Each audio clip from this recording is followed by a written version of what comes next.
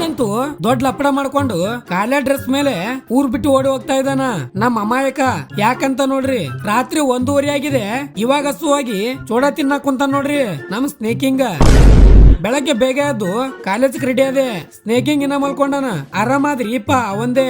ಅಲ್ಲಿಂದ ಸೀದಾ ಬೌ ಅಂತ ಕಾಲೇಜ್ಗೆ ಲ್ಯಾಂಡ್ ಆಗಿನ ಒಮ್ಮೆ ಕ್ರಶ್ ಬಾಯ್ ನೋಡ್ರಿ ಕಾಣಲ್ಲೇ ಆಗ್ಯಾನ. ಒಳಗ್ ಬಂದ್ ನೋಡಿದ್ರೆ ಕೊನೆಗೂ ನಮ್ ಕಾಲೇಜ್ ಹುಲಿಗಳು ಗಟ್ಟಿ ಧೈರ್ಯ ಮಾಡಿ ಸ್ಪೋರ್ಟ್ಸ್ ರೆಡಿ ಮಾಡಿದಾರ. 10 ದಿನ ಅಂತೂ ಫುಲ್ ಕಂಟೆಂಟ್ ರೀ. ನಮಗರ ಇನ್ನೇನ್ ಬೇಕು? ಅಲ್ಲಿಂದ ಸೀದಾ ಬಸ್ ಸ್ಟ್ಯಾಂಡ್ ಬಂದು ಬಸ್ ಏರ್ ಕುಂತೀವಿ. ಏನು ಲಪಡ ಇಲ್ಲ ರೀ, ಕೆಲ್ಸ ಇತ್ತು ಅದಕ್ಕೆ ಬಂದಿವಿ. ಬಿಸಿಲಿಗೆ ಅಂಜಿ ತಂಡ ಕುಡ್ಲಕ್ ಬಂದಿವಿ ಇಬ್ರು. ಜ್ಯೂಸ್ ತಗೊಂಡ್ ಕುಡಿದ್ರೆ ಫುಲ್ ತಣ್ಣಗ ಎಲ್ಲ. ಆಮೇಲೆ ಹೋಟೆಲ್ ಬಂದು ಎಗ್ ರೈಸ್ ತಗೊಂಡು ಮಸ್ತ್ ಸಪಸಟ್ ಮಾಡಿದೆ. ಸೀದಾ ಮನಿಗ್ ಬಂದು ನಾನು ಗುಡಿಸಲ್ದಂತ ತಲೆಗೆ ಮಸ್ತ್ ಎಣ್ಣೆ ಹಾಕಿ ತಿಂಡಿಲ ಮಸಾಜ್ ಮಾಡ್ಕೊಂಡು ಗಿಲ್ಗಿಲೇನಂಗ್ ಸ್ನಾನ ಮಾಡಿದೆ. ಫುಲ್ ಕೂಲ್ ಆಗ್ತದ ಸ್ನಾನ ಮಾಡಿದ್ರೆ. ಆಮೇಲೆ ನಾನು ಎಲ್ಲಾ ಪಿಸಿ ಸಾಮಾನುಗಳನ್ನ ಪ್ಯಾಕ್ ಮಾಡಿದೆ. ಬೇರೆ ಮನಿಗ್ ಹೋಗ್ಬೇಕು ಅಲ್ಲ ರೀ, ಅದಕ್ಕೆ ನೈಟ್ ಹಾಸ್ಟೆಲ್ ಬಂದ್ ನೋಡಿದ್ರೆ ಗೋಬಿ ಪಲ್ಯ ಚಪಾತಿ ಮಾಡ್ಯಾರ.